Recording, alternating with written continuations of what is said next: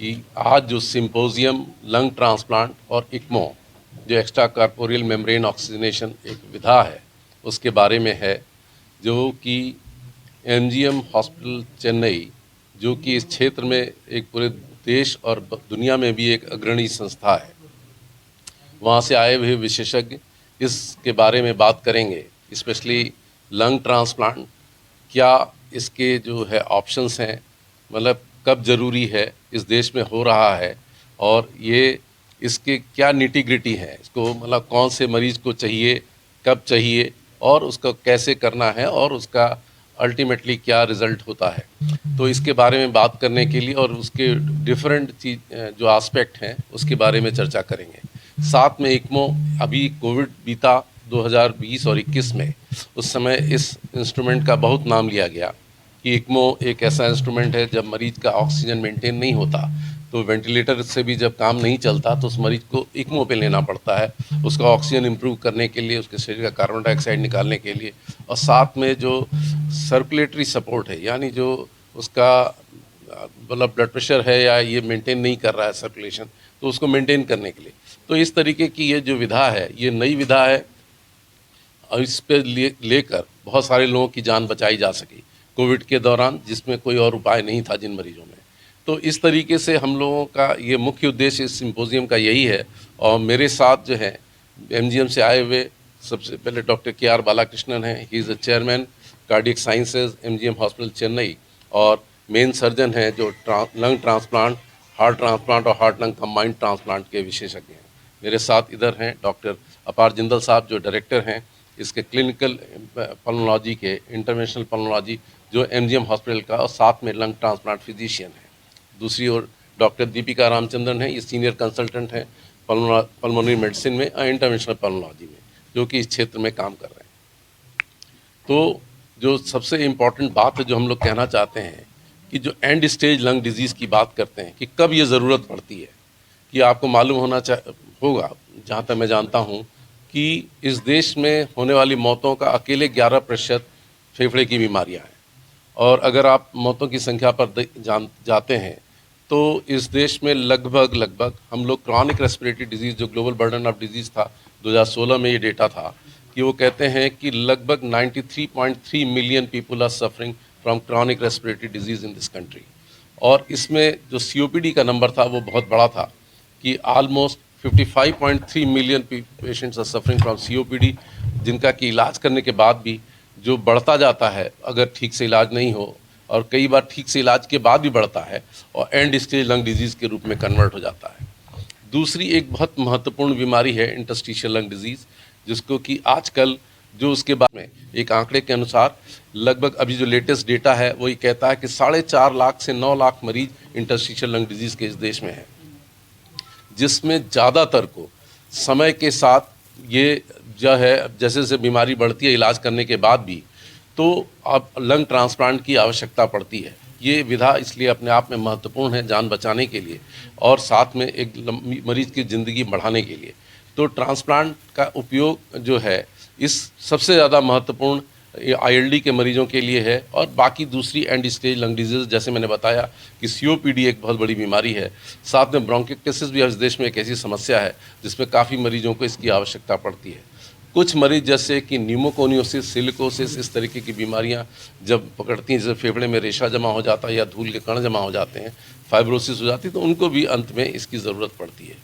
कुछ कंजनाइटल बीमारियां जैसे एल्वियोलर माइक्रोलिथियासिस एक कंडीशन है, उसमें भी कोई इलाज नहीं है, तो इन मरीजों को बाद में ये एंड स्टेज लंग डिजीज़ में कन्वर्ट होता है और साथ में लंग ट्रांसप्लांट की आवश्यकता पड़ती है। तो अपने आप में एक बहुत महत्वपूर्ण कदम है लंग ट्रांसप्लांट, और सबसे अच्छी बात है कि इस देश में ये उपलब्ध है और ये बहुत ही सुंदर तरीके से, बहुत ही कम खर्चे में विदेश के मुकाबले, और साथ में रिजल्ट लगभग उतना ही अच्छा है। आगे की बात के लिए मैं डॉक्टर अपार जिंदल से कहूँगा कि जो है अपने कुछ 2 शब्द कहें।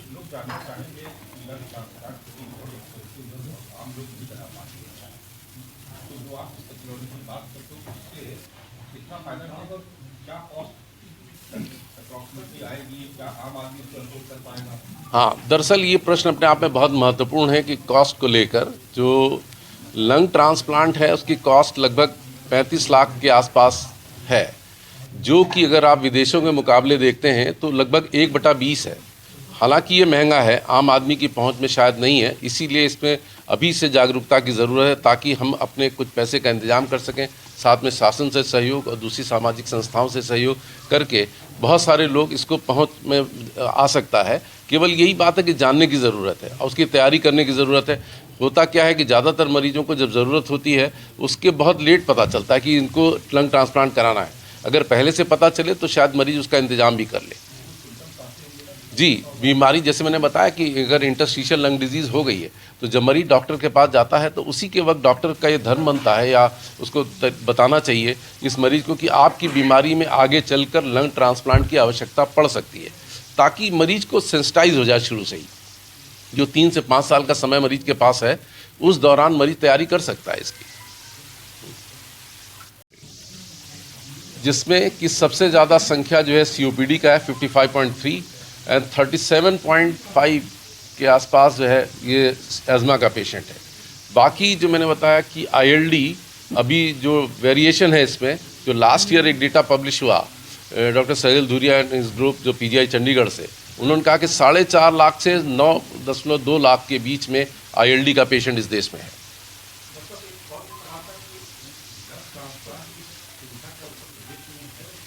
इस प्रदेश में नहीं है और इसी के लिए जो हम लोग जागरूकता बढ़ाने के लिए ही ये मीटिंग कर रहे हैं। और इसके लिए MGM चेन्नई, जो कि एक बहुत बड़ा सेंटर है इसका, कि लंग ट्रांसप्लांट, हार्ट ट्रांसप्लांट और कंबाइंड हार्ट लंग दोनों का सेंटर है, वो ये जो है वहाँ पे उपलब्ध है, लेकिन यूपी में नहीं है अभी। इसके लिए प्रयास कर रहे हैं और इसके लिए अभी तैयारी चल रही है इसको, कि ताकि हम लोग कर सकें इस चीज़ को। अभी सरकार से हम लोग बातचीत कर रहे हैं ताकि इसमें परमिशंस बहुत सारी चाहिए, वो उसको मिल सके और हम लोग काम शुरू कर सकें। अब ये है कि कम से कम 2 से 3 साल तो लेगा ही, जिस तरीके की स्थितियाँ हैं।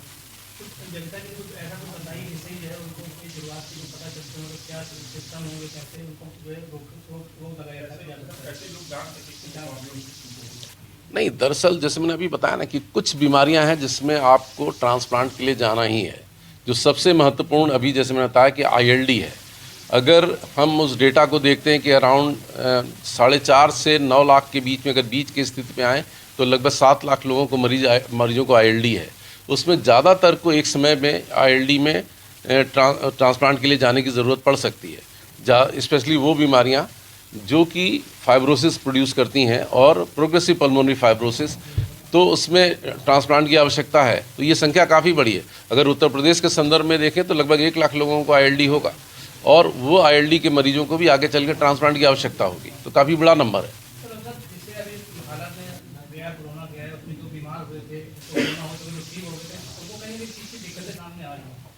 वो कोरोना से होने वाले जो फाइब्रोसिस थी, जो लोगों को बहुत ज़्यादा थी, उस समय ही वो तात्कालिक प्रभाव से उसमें नुकसान हुआ और उन लोगों को जो बहुत बीमार हो गए, जिनकी कंडीशन बहुत इरिवर्सिबल डैमेज हुआ, उनको तो ट्रांसप्लांट हुआ। और इस तरीके के 61 मरीजों का कोरोना का इस देश में फेफड़े की प्रॉब्लम में ट्रांसप्लांट। इसमें फ़र्क है। एक आदमी अपना एक गुर्दा किसी को डोनेट कर सकता है, मगर किसी को हार्ट नहीं तो लंग देना नामुमकिन है। तो इसके लिए आपको ब्रेन डेड डोनर चाहिए। उसका मतलब जिसका दिमाग में इतना गहरा चोट लग गया मगर उसका हार्ट अभी भी काम कर रहा है, उसमें से हम हार्ट नहीं तो लंग निकालेंगे। इसका पहला by an act of parliament 1994 में इंडिया में शुरू हुआ है, मगर अगले 15 साल तक, तकरीबन 2010 तक इसमें कोई ख़ास प्रोग्रेस नहीं था। Tamil Nadu was the first state where organized organ donation and distribution was started तकरीबन 12 साल पहले।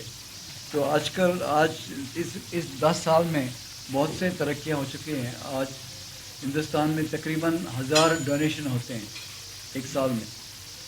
मगर ये आश्चर्य की बात है कि आप सारे हिंदुस्तान के बीच में एक लाइन डालें, लकीर डालें, Gujarat on the west coast, Visakhapatnam on the east coast, 95% से ज़्यादा डोनेशन उसके साउथ में होते हैं। नॉर्थ इंडिया में ज़्यादा डोनेशन नहीं होता। तो इसकी वजह से हमारे यहाँ ट्रांसप्लांट का नंबर बढ़ता गया और आज पिछले साल हमने तकरीबन 106 ट्रांसप्लांट किए हार्ट और लंग को मिला के। और ऑन एन एवरेज हम एक महीने में 10 से 12 ट्रांसप्लांट करते हैं। और लंग ट्रांसप्लांट शुरू किया 2012 में। और धीरे धीरे उसके लिए भी थोड़ा एक्सपीरियंस की ज़रूरत है। आजकल रिज़ल्ट पहले से बहुत अच्छा है। और आपने पूछा इसके खर्चे के बारे में, बहुत अहम सवाल है ये। और इसका जवाब मैं ये ऐसे देना चाहता हूँ कि डॉक्टर साहब ने जैसे कहा उसका खर्चा ज़्यादा है, मगर दो चीज़ आपको याद रखना चाहिए। पहली बात तो ये है कि जिस वक्त पेशेंट को लंग ट्रांसप्लांट की ज़रूरत पड़ती है, ही और शी इज़ ए क्रिपल, वो ना चल सकते हैं, ना बाथरूम तक में भी नहीं जा सकते, 24 घंटे ऑक्सीजन लगना पड़ता है और उसका भी इलाज है, उसका भी खर्चा है, दवाई लेना पड़ता है, बार बार हॉस्पिटल जाना पड़ता है। दूसरी बात यह है कि हमारे स्टेट में, तमिलनाडु में, लंग ट्रांसप्लांट के लिए जो बिलो पॉवर्टी लाइन है उनको 25 लाख मिलता है, तो उनके लिए टोटली फ्री है। तो बाकी स्टेट्स में भी थोड़ा थोड़ा मिलता है, मुझे यूपी के बारे में पता नहीं, मगर इंडिया में क्या अगर किसी एक स्टेट में ऐसा है तो उस उदाहरण को लेके आप अपनी सरकार से बात कर सकते हैं। और हमारा कोशिश ये है कि हम जो सेंट्रल गवर्नमेंट का जो आयुष्मान भारत स्कीम है उसमें भी हम कोशिश कर रहे हैं कि हार्ट एंड लंग ट्रांसप्लांट को रिएम्बर्समेंट के करें। और जब ये इंडिया में हर साल हम कह रहे हैं तरक्की हो रही है, we are 3rd 4th biggest economy, उसका मतलब है आम आदमी को भी उसका फ़ायदा पहुंचना चाहिए। And that can happen only if the public is aware of this thing and we demand this as part of election manifesto. तो ये मैसेज पहुंचाना बहुत ज़रूरी है कि सही समय पर ना केवल हम मरीज़ बन करके जैसे ट्रांसप्लांट की अपेक्षा रखते हैं, हमारे को डोनेशन के लिए भी आगे आना चाहिए। सर, रूरल एरियाज तक इस टेक्निक को, इस इलाज को कैसे पहुंचा, क्योंकि वहाँ पर क्वैक्स की बहुत बड़ी दिक्कत है। जैसे जैसे ट्रांसप्लांट का नंबर बढ़ता है, अगर आप बात करें साउथ इंडिया की, अगर हम तमिलनाडु का मॉडल उठाएं तो सबसे पहले ट्रांसप्लांट्स तमिलनाडु में शुरू हुए थे। सबसे पहला प्रॉपर प्रोग्राम तमिलनाडु और महाराष्ट्र में बना था। यहाँ पे जैसे जैसे ट्रांसप्लांट्स का नंबर बढ़ा, सरकार का भी इसमें इन्वॉल्वमेंट बढ़ता गया। अब आपने खर्चे की बात कर रही थी, तो कुछ स्टेट्स हैं, कर्नाटका है, तमिलनाडु है, महाराष्ट्र है, तेलंगाना है, ये ट्रांसप्लांट के लिए भी पूरा खर्चा अपने मरीजों को देते हैं जो कि अफोर्ड नहीं कर पाते हैं। बिलो पॉवर्टी लाइन जिन मरीजों को कहते हैं, अगर उनके पास में स्कीम के कार्ड्स हैं, जो चीफ मिनिस्टर स्कीम हर स्टेट में लागू होती है, तो वहाँ पे पूरा खर्चा जो ट्रांसप्लांट का है सरकार उठाती है। क्योंकि हम लोगों ने ट्रांसप्लांट करके सरकार को दिखाया है कि हाँ, इसके रिजल्ट्स हैं और इससे लोगों को बेनिफिट मिल सकता है।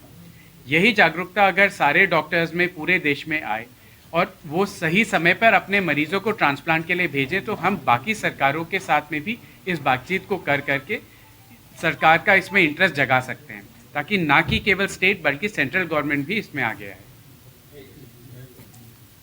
डॉक्टर दीपिका, आप अपनी ओर से कहना। तो ये मैसेज पहुंचाना बहुत ज़रूरी है कि सही समय पर ना केवल हम मरीज़ बन करके जैसे ट्रांसप्लांट की अपेक्षा रखते हैं, हमारे को डोनेशन के लिए भी आगे आना चाहिए।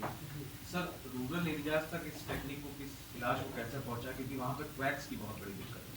जैसे जैसे ट्रांसप्लांट का नंबर बढ़ता है, अगर आप बात करें साउथ इंडिया की, अगर हम तमिलनाडु का मॉडल उठाएं तो सबसे पहले ट्रांसप्लांट्स तमिलनाडु में शुरू हुए थे। सबसे पहला प्रॉपर प्रोग्राम तमिलनाडु और महाराष्ट्र में बना था। यहाँ पे जैसे जैसे ट्रांसप्लांट्स का नंबर बढ़ा, सरकार का भी इसमें इन्वॉल्वमेंट बढ़ता गया। अब आपने खर्चे की बात कर रही थी, तो कुछ स्टेट्स हैं, कर्नाटका है, तमिलनाडु है, महाराष्ट्र है, तेलंगाना है, ये ट्रांसप्लांट के लिए भी पूरा खर्चा अपने मरीजों को देते हैं जो कि अफोर्ड नहीं कर पाते हैं। बिलो पॉवर्टी लाइन जिन मरीजों को कहते हैं, अगर उनके पास में स्कीम के कार्ड्स हैं, जो चीफ मिनिस्टर स्कीम हर स्टेट में लागू होती है, तो वहाँ पे पूरा खर्चा जो ट्रांसप्लांट का है सरकार उठाती है। क्योंकि हम लोगों ने ट्रांसप्लांट करके सरकार को दिखाया है कि हाँ, इसके रिजल्ट्स हैं और इससे लोगों को बेनिफिट मिल सकता है। यही जागरूकता अगर सारे डॉक्टर्स में पूरे देश में आए और वो सही समय पर अपने मरीजों को ट्रांसप्लांट के लिए भेजें, तो हम बाकी सरकारों के साथ में भी इस बातचीत को कर करके सरकार का इसमें इंटरेस्ट जगा सकते हैं, ताकि ना कि केवल स्टेट बल्कि सेंट्रल गवर्नमेंट भी इसमें आगे आए। डॉक्टर दीपिका।